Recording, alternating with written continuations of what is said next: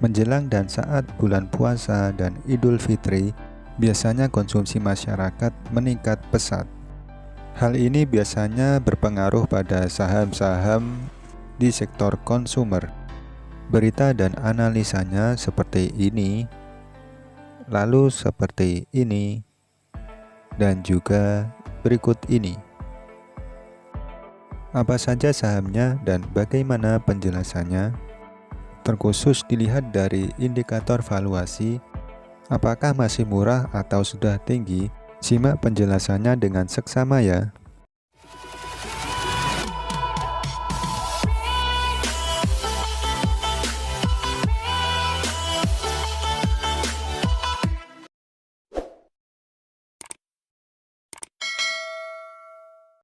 Assalamualaikum warahmatullahi wabarakatuh. Jumpa lagi dengan saya Imam Syah.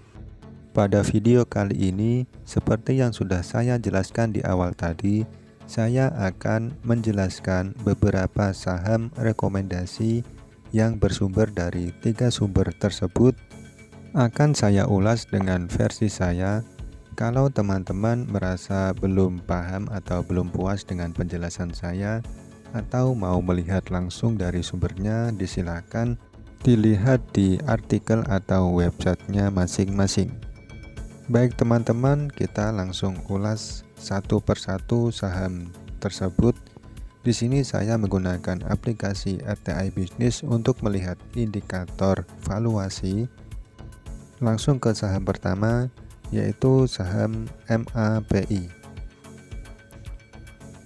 Saham MAPI atau Mitra Adi Perkasa Tbk, yaitu profilnya sektor consumer cyclicals, subsektor retailing, yaitu produk utamanya atau jasanya berjualan pakaian, sepatu, aksesoris, dan lain-lain.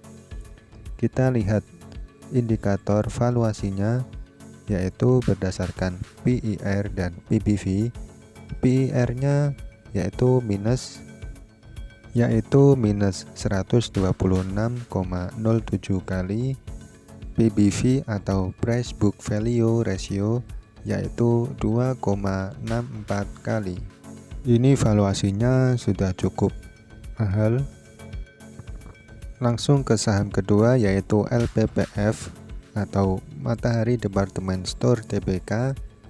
Kita lihat profilnya, yaitu sektor consumer cyclicals, subsektor retailing, yaitu produk atau jasa utamanya berjualan pakaian, aksesoris, tas, dan lain-lain. Kita lanjut ke bagian indikator valuasinya, yaitu di menu Key Statistics, bagian Valuation. Indikator valuasi menggunakan PER dan PBV. Kita lihat di sini PER atau Price Earning Ratio yaitu 17,33 kali, dan PBV atau Price Book Value Ratio yaitu 15,73 kali. Ini valuasinya juga cukup mahal. Ke saham berikutnya, yaitu RALS atau Ramayana Lestari Sentosa Tbk. Kita lihat profilnya, masuk dalam sektor consumer cyclicals, subsektor retailing, yaitu produk atau jasa utamanya berjualan pakaian, aksesoris, tas, dan lain-lain.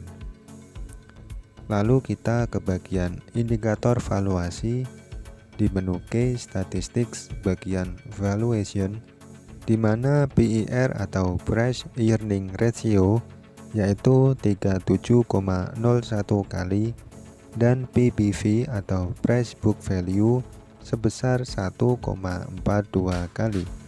Ini PBV-nya cukup baik atau cukup murah dibandingkan dengan yang lainnya. Lanjut ke saham berikutnya, yaitu ACES. Kita lihat di bagian berandanya, kalau dalam bahasa Indonesia disebut AC Hardware Indonesia Tbk. Profil masuk dalam sektor consumer cyclicals, subsektor retailing, produk atau jasa utamanya yaitu berjualan barang kebutuhan rumah tangga atau peralatan rumah tangga, valuasi PER Price Earning Ratio yaitu 40,04 kali dan PBV atau Price Book Value 3,46 kali. Ini valuasinya juga lumayan mahal teman-teman, dimana pada umumnya patokan PER yaitu kisaran 10 kali ke bawah dan patokan PBV kisaran 1 kali ke bawah. Lanjut ke saham berikutnya yaitu JPFA. Kita lihat bagian berandanya yaitu Japfa Tbk.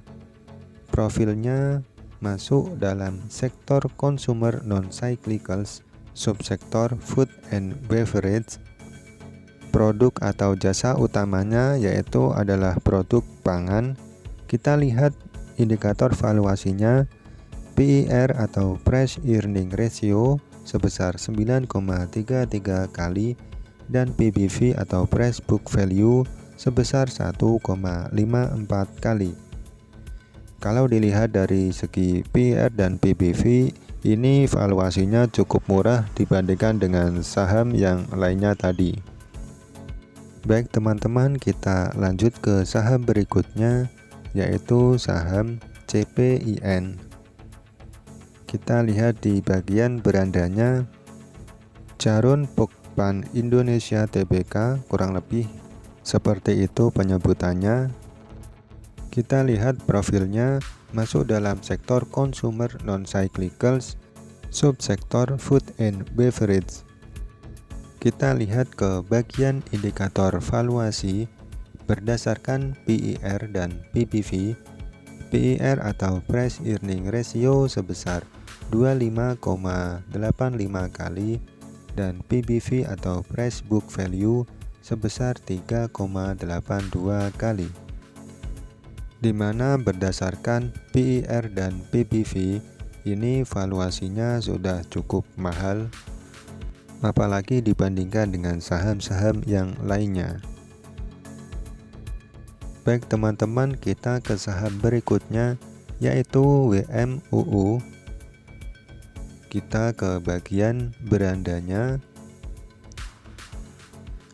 WMUU atau Widodo Makmur Unggas Tbk.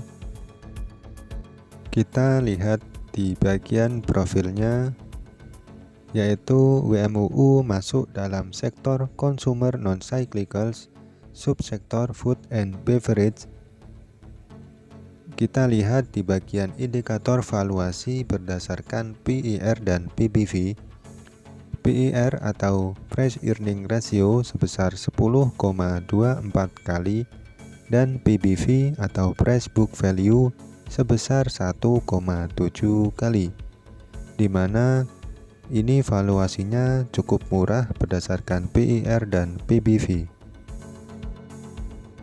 Baik teman-teman, kita lanjut ke saham berikutnya yaitu saham ICBP. Kita ke bagian beranda Indofood CBP Sukses Makmur Tbk. Kita masuk ke bagian profil. Saham ICBP masuk dalam sektor consumer non-cyclicals, subsektor food and beverage. Kita lanjut ke bagian indikator valuasi di menu Key Statistics, bagian valuation, di mana PER atau Price Earning Ratio sebesar 12,76 kali dan PBV atau Price Book Value sebesar 2,64 kali. Kalau dilihat dari segi PER dan PBV-nya dibandingkan dengan saham yang lain, ini juga lumayan cukup murah, meski belum sesuai dengan patokan utamanya. Lanjut ke saham berikutnya yaitu saham SMAR. Kebagian beranda Smart Tbk. Lalu kita lihat di bagian profil. Saham Smart atau SMAR masuk dalam sektor consumer non-cyclicals, subsektor food and beverage. Lalu kita ke bagian indikator valuasi. di mana PER atau Price Earning Ratio sebesar 4,83 kali dan PBV atau Price Book Value sebesar 0,95 kali. Di mana berdasarkan indikator PER dan PBV ini masuk dalam patokan utama yang bervaluasi murah. Baik teman-teman, sekian video kali ini. Kalau ada yang perlu dikomentari atau ditanyakan, tulis saja di kolom komentar. Jangan lupa like dan subscribe ya untuk mengikuti video-video dari channel ini. Sampai jumpa di video selanjutnya. Wassalamualaikum warahmatullahi wabarakatuh.